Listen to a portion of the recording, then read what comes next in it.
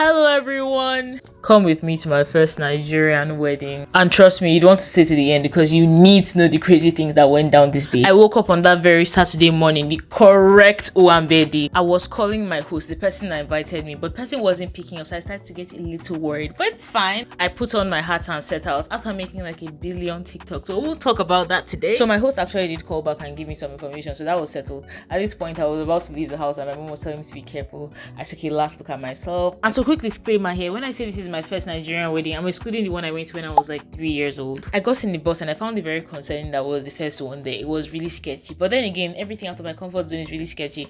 I realized I really have no experience with weddings. The only thing I know is the wedding party, and people's phones got stolen, and that's I was getting very concerned. But little by little, the bus started getting filled up, even though it was a really sketchy experience. I had my fingers crossed that everything would go well, but little did I know what I was about to get into, because hell! The journey began, and honestly, I didn't know exactly where my stop was, so that's how I always entered one chance. I saw people coming out of the bus, so I also came out, and there I was walking on the highway at the wrong stop, like way before my stop, even though I had already paid to be dropped off at my spot. So basically, I didn't know where I was, and I was just walking and walking. Eventually, I had to stop and ask for directions after crossing the main road and seeing some disgusting roadkill, dead rodents. Finally, I employed my common sense and checked the address on the invite I was given, and I was not there. You see, usually I'll be so tactful and check Google Maps and map out my whole route and know exactly where I'm going. But this time I tried to trust my mom and just go with what she told me. She was like, oh, you know that road is right there.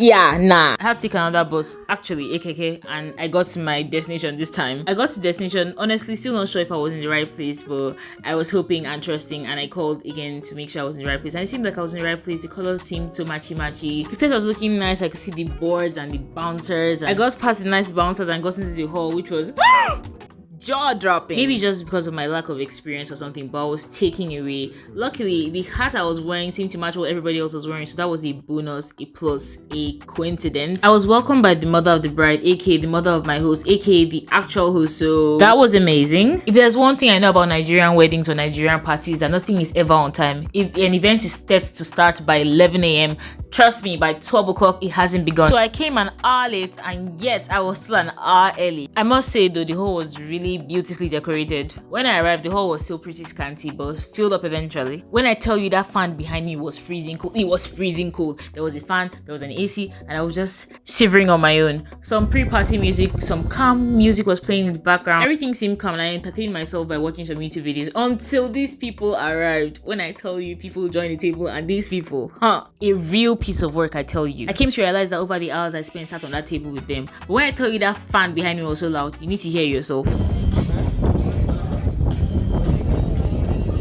I just had to keep my AirPods in because generally it was a very loud place. Parties are loud. Probably why I never go to parties as much, but it was loud, bright, everything. But I mean, would it be a Nigerian wedding without all that? When I tell you I waited and waited for this wedding, for this party to start, I waited. I started feeling a little off making the videos because people around the table were looking at me. They all came together and they were just looking at the one person that did not come with them. It was weird, but oh well. I started to put on my sunglasses and get into the mood and the vibe of the party, but I quickly realized that it wasn't for me. So I took them off immediately. At this point, something I refused to admit at the time was that I was shivering. I was literally shivering with that fan back. The serious part is I was asked at the beginning if it was too cold, and I was like, nah, it's fine. Eventually, some guy came around with some water, so I got some water. A bit after I got the water, I saw this drone staring down at me. So after the staring contest with the drone, I won, obviously. Yeah, get out of here. Someone else on the table suggested the fan be turned off, and I turned off the fan. I didn't know it's something I could do. I thought I would have done that earlier on,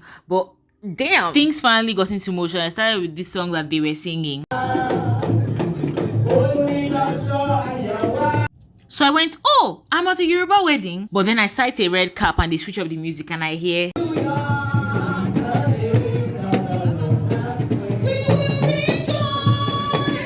And then I hear some Igbo language, and then I'm like, oh, I am at an intercultural wedding. Not only is this my first Nigerian wedding, but it is also my first Nigerian intercultural wedding. Oh, diversity. Then we stood up for like some sort of opening prayer. I'm not really sure what that was, but pretty sure. The entire ceremony was just prayers and blessing the marriage. And I realized something. Nigerian weddings, typical Nigerian weddings are never for the bride and groom. They are for the mothers. Because tell me why the newlywed couple, the actual couple, the bride and groom were absent for half of this wedding and it was just their mothers bonding. Eventually, I sighted my host looking so lovely, greeting the elders just as the typical Yoruba tradition is. She said hello for a moment but was still over the place because it is her sister's wedding. I don't know if it's just me, but why do the MCs at every party that has like adults have to be so cringe? Finally, we get down to business and the groom is introduced. We salute you.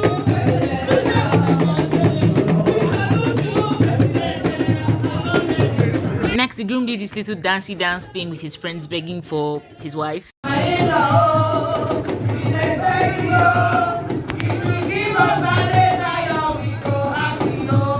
The dance was really cool and symbolic, but that drone refused to leave me alone. I love that this marriage puts away tribalism and brought two cultures together. It was amazing seeing the Igbo groom dance to his Yoruba in-laws. Eventually, some people came around with drinks again and I got Fanta. I really can't remember the last time I got a bottled drink, but here again, the mother of the bride, aka the mother of my host, came check on me again. She's so amazing. And nice. She was like, she said if I didn't take care of you, she'd kill me. And I was like, that's suspicious. That's weird. Altogether, she was a lovely host and she looks so lovely in her bling bling outfit. By the way, she's a subscriber. She's a fan of my YouTube channel. And if you're not, yeah, basic. Finally, it was time for the bride to come in.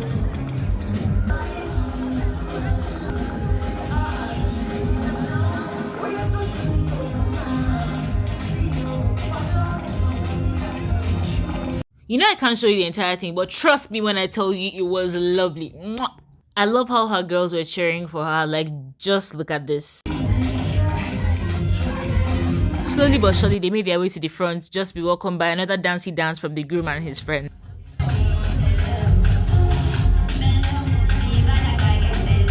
Honestly, words can't explain how cute this was. I couldn't believe that I was swooning over a wedding. You just have to see this yourself.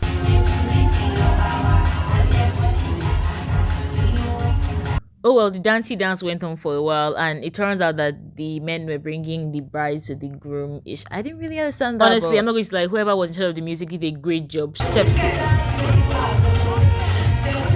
Honestly, I'm not going to lie, they played a lot of vops at this party, a lot of oldies goldies Nigerian music. It was a vibe and even I was moving to them Afrobeats. Eventually, food came around and let me tell you, I did not miss out in finding different kinds of people you meet at a party, starting with the one on my table. Yeah, I'm talking about you Mrs. Hiding Plates, you Mrs. Hoarding Food. Honestly, it was comical to see all these throbes in real life. The ones with the hoarding food, the ones with the extras, the ones with the alcohol, everything. Yeah, that's what I'm talking about, the extra plates where some other people didn't have food. She literally stored up some food for whoever has left at home. And there's this guy with so much alcohol, offering everyone alcohol, and I had to be like, bro, you got a driver? And then he went, I'm the driver. And then he dabbed me up, so I hope he's joking or something. And then we stood up for a moment of silence. I don't know exactly who died, but oh well. And then she appeared. So as little sister of the bride, traditionally she was to give a speech, an important one actually, the proposal letter. And we got lost yapping and she was called on stage. James, baby.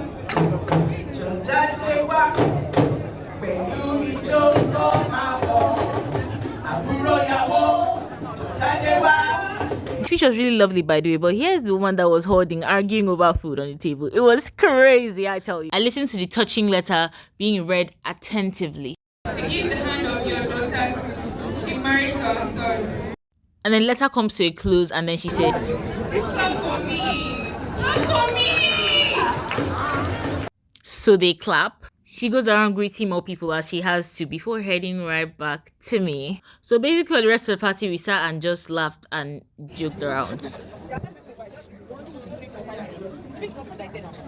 In all honesty, I'm really grateful that I was invited to celebrate this lovely day. I'm grateful to my host for inviting me, making me feel comfortable, loved. It was a very lovely day and a very lovely day to end my summer holiday before I go to university for the first time. And they also gave us souvenirs. It was soap. I met someone new and next thing I know, heads are turning. They came in for a second round with new outfits and then I hear the real party just started. Like, what do you mean? So there was an outfit change and they processed him for the second time with the bride and groom together this time at the back.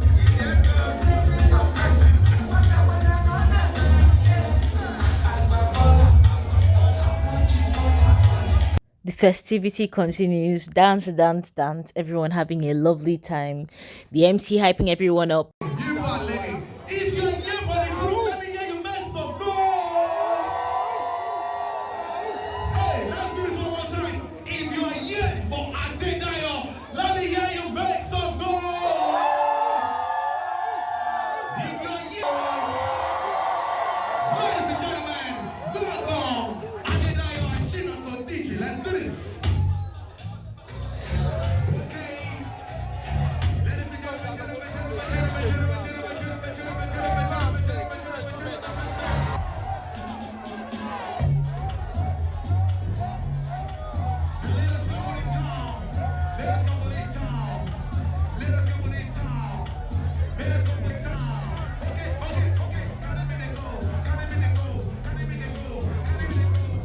Honestly, for pretty reserved people, this was amazing. Their dance moves were fire, like literally sparks flying in the air.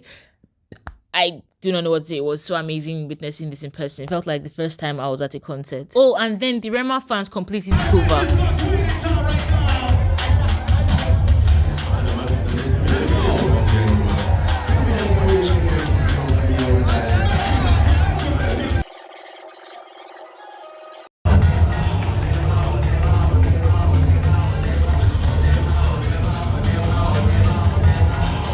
At this point, my phone was dying and the party was coming to an end. People were going into full, complete dance mode. The souvenirs had been shared. Everything was in motion. Including that drone over there. The absolute cheerfulness radiating from this room was insane. Please join us on the dance floor. Time went so fast, I had to say my goodbyes. It was a really amazing day and I'm so glad I attended Nigerian wedding. It was already late, but I got home safely. Thankfully. I sat in the front of the bus for utmost comfort. If you enjoyed this video, please leave a like, subscribe, and thank you so much for watching till the end. Bye! You're amazing.